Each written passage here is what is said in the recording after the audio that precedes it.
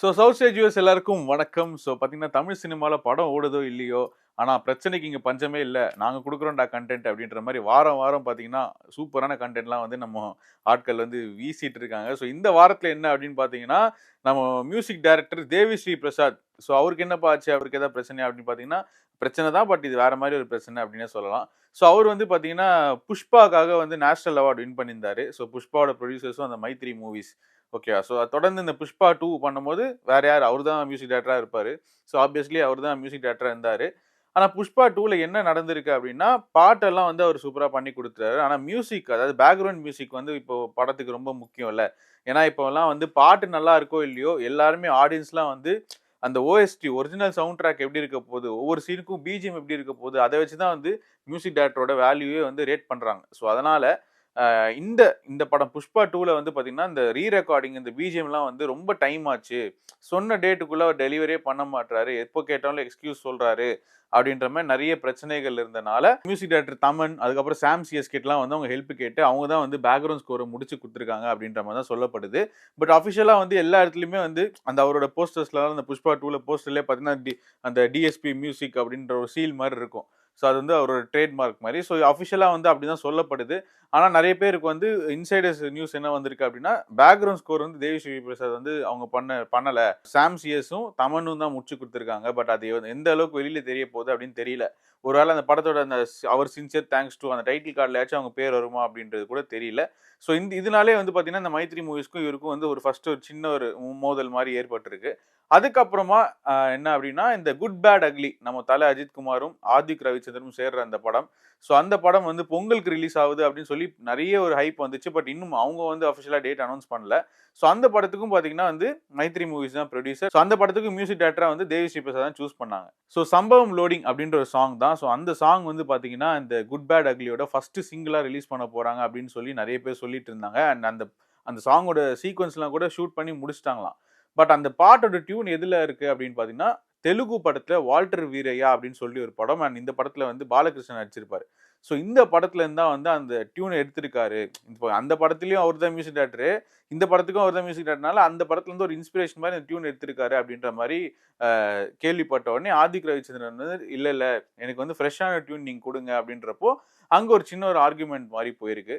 So அதனால இந்த ஆதிக் ரவிச்சந்திரன் வந்து இது சாட்டிஸ்ஃபை ஆகல அப்படின்ற ஒரே காரணத்தினால அவர் டைரக்ட்டா மைத்ரி மூவிஸ்க்கே போயிட்டாரு.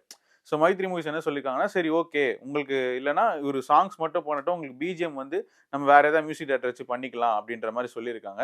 அதனால குட் பேட் அக்லி படத்தோட பேக்கிரவுண்ட் ஸ்கோர் வந்து பார்த்தீங்கன்னா, ஜிவி பிரகாஷ்க்கு தான் குடுக்கப்படும் அப்படின்ற மாரி சொல்லுது. ஏன் அப்படின்னா, ஆல்ரெடி ஆதிக் ரவிச்சந்திரனுக்கு லைஃப் குடுத்ததே வந்து ஜிவி பிரகாஷ் தான். அண்ட் அவங்களும் 2 பேரும் ரொம்ப ரொம்ப க்ளோஸ் ஃப்ரெண்ட்ஸ் அப்படின்ற மாரி தான் உங்களுக்கே தெரியும். அவங்க நெறைய படம் பண்ணியிருக்காங்க. அதுக்கப்புறம் வந்து மார்க் ஆண்டனி படத்துக்கும் பார்த்தீங்கன்னா, ஜிவி பிரகாஷ் தான் மியூசிக் டைரக்டர். அந்த படத்தோட பிஜிஎம்மும் வந்து பயங்கரமா பேசப்பட்டுச்சு. அது இல்லாம ஒரு சைடுல வந்து என்ன சொல்றாங்க அப்படின்னா, அனிருத் கிட்டயும் போய் கேட்டாங்க. பட் அனிருத் வந்து ஆல்ரெடி இந்த தளபதி 69 படத்துல பிஸியா இருக்காரு. நெறைய படங்கள் அவருக்கு இருக்கு அப்படின்ற மாரி சொல்லப்படுது. அதனால இந்த பேக்கிரவுண்ட் மியூசிக் அப்படின்ற ஒரு விஷயம் வந்து ரொம்ப ரொம்ப முக்கியம். ஒரு படத்துக்கு வந்து ரொம்ப ரொம்ப முக்கியம். அதுவும் பார்த்தீங்கன்னா, மலையாளத்திலும் சரி, தெலுங்கு, தமிழ் அப்படின்ற மாரி எல்லாத்துலயும் இப்ப நம்ம Instagram எடுத்தாலே அந்த ஒரு ஸ்டோரி போடுறோம்னா கூட நம்ம எந்த சாங் போடலாம் அப்படின்றத பார்க்க மாட்டோம். எந்த பிஜிஎம் போடலாம் அப்படின்ற மாரி தான் பார்க்கப்படுது. இந்த காலகட்டத்தில அது ரொம்ப நெசசரியான ஒரு விஷயமா மாறிச்சு. அதனால வந்து இந்த படத்தோட மியூசிக் டைரக்டர் வந்து தேவிஸ்ரீ பிரசாத். ஆனா பேக்கிரவுண்ட் ஸ்கோர் வந்து ஆல்மோஸ்ட் ஜிவி பிரகாஷ் தான் அப்படின்ற மாரி கன்ஃபார்ம் ஆயிருக்கு. அஃபிஷியல் நியூஸ் வந்து அந்த சைட்ல இருந்து வரதுக்கு நம்ம வெயிட் பண்ணுவோம். ஓகே. அண்ட் இன்னொரு விஷயம். புஷ்பா 2 ஓட அந்த recent trailer and audio launch வந்து சென்னையில நடந்துச்சு. நெறைய செலிபிரிட்டீஸ்லாம் பார்ட்டிசிபேட் பண்ணியிருந்தாங்க. அண்ட் எஸ்பெஷலி என்ன அப்படின்னு பார்த்தீங்கன்னா, தேவிஸ்ரீ பிரசாத் வந்து ஸ்டேஜ்ல கூப்பிட்டு பேச வைக்கும்போது, அவர் என்ன சொல்லியிருந்தாரு அப்படின்னா, அந்த மைத்ரி மூவிஸ் ப்ரொடியூசர பார்த்து சொல்றாரு. இந்த மாரி எனக்கு தெரியும் சார். நீங்க வந்து நெறைய கம்ப்ளைண்ட்லாம் பண்ணியிருக்கீங்க. நான் வந்து நான் சாங் டைம்க்கு குடுக்க மாட்றேன். நான் வந்து பேக்கிரவுண்ட் மியூசிக் டைம்க்கு குடுக்க மாட்டேன்னு நீங்க நெறைய கம்ப்ளைண்ட் பண்ணியிருக்கீங்க. எனக்கு புரியுது. ஆனா, இன்னைக்கு வந்து நான் எக்ஸ்ட்ரா பேசினாலும் அதுக்கும் நீங்க கம்ப்ளைண்ட் பண்ணிடாதீங்க. ஏன்னா, எனக்கு கிடைக்கிற ஸ்டேஜ் இது மட்டும் தான். இங்க தான் என்னால பேச முடியும். அதுக்கும் நீங்க சேர்த்து கம்ப்ளைண்ட் பண்ணிட போறீங்க அப்படின்ற மாரி சொல்றாங்க. எனக்கு தெரியும் உங்களுக்கு என்ன பிடிக்கும்னு. ஆனா, வேர் தேர் இஸ் லவ் அங்க தான் வந்து கம்ப்ளைண்ட்ஸும் அதிகமா இருக்கும். அத ஒரு சாக்கா வச்சுட்டு நீங்க வந்து இதுக்கும் நீங்க வந்து என்ன திட்டாதீங்க அப்படின்ற மாரி ஒரு சர்காஸ்டிக் வேல வந்து சொல்லியிருக்காரு. அவர் சொன்ன உடனே பார்த்தீங்கன்னா, அல்லு அர்ஜுன், ராஷ்மிகா எல்லாருமே வந்து பயங்கரமா வந்து கை தட்டியிருக்காங்க. என்ன அப்டின்னா, இந்த பிரச்சனை வந்து ரொம்ப நாளா போயிட்டு இருக்கு அப்டின்ற மாரி தான் தெரியப்படுது. ஓகே. ஸோ அதனால வந்துட்டு இந்த பேக்கிரவுண்ட் ஸ்கோர் சொன்ன மாரி பார்த்தீங்கன்னா, நெறைய மியூசிக் டைரக்டர்ஸ் வந்து சாங்ஸ் இல்லாம வெறும் பேக்கிரவுண்ட் ஸ்கோர்லயே ஸ்கோர் பண்ணியிருக்காங்க. உதாரணத்துக்கு சாம் சிஎஸ்ஸா இருக்கட்டும், இல்ல ஜேக்ஸ் பிஜாயா இருக்கட்டும், ஜஸ்டின் பிரபாகரா இருக்கட்டும். இந்த மாரி மியூசிக் டைரக்டர்ஸ்லாம் வந்து சாங்ஸ தாண்டி அவங்களோட பேக்கிரவுண்ட் ஸ்கோர்க்காகவே அவங்களோட பேர் வந்து வெளியில தெரியப்பட்டிருக்கு. ஸோ அதனால இந்த பேக்கிரவுண்ட் ஸ்கோர் அப்படின்ற ஒரு விஷயம் இப்ப மட்டும் இல்ல, இன்னும் ஒரு அடுத்த ஒரு 10 இயர்ஸ்ல பார்த்தீங்கன்னா, பயங்கரமான ஒரு விஷயமா மாறப்போகுது அப்படின்னே சொல்லலாம். ஸோ ஒரு டியூன வச்சுட்டே ஒரு படம் ஃபுல்லா ஓட்டுறது அப்படின்ற காலம்லாம் இப்போ இல்ல. ஸோ ஒவ்வொரு சீனுக்கும் வந்து புதுசா வந்து அவங்க எவ்வளோ தூரம் ஒர்க் பண்றாங்க அப்படின்றது தான் இனிமேல் பார்க்கப்படும். ஸோ இந்த மியூசிக் டைரக்டர்ஸ் இல்ல அப்கமிங்கா யாரா வரீங்க அப்படின்னா, இண்டிபெண்டன்ட் ஆர்டிஸ்ட் யார் வந்தாலும் சரி, நீங்க வந்து அந்த சாங்ஸ் எல்லாம் தாண்டி மியூசிக் ஒரு சீனுக்கு வந்து அந்த மியூசிக் எவ்வளோ தேவை அப்படின்றது வந்து நீங்க வந்து அ எலிவேட் பண்ணணும். ஏன்னா மியூசிக் தான் எலிவேட் பண்ணுது வர வர.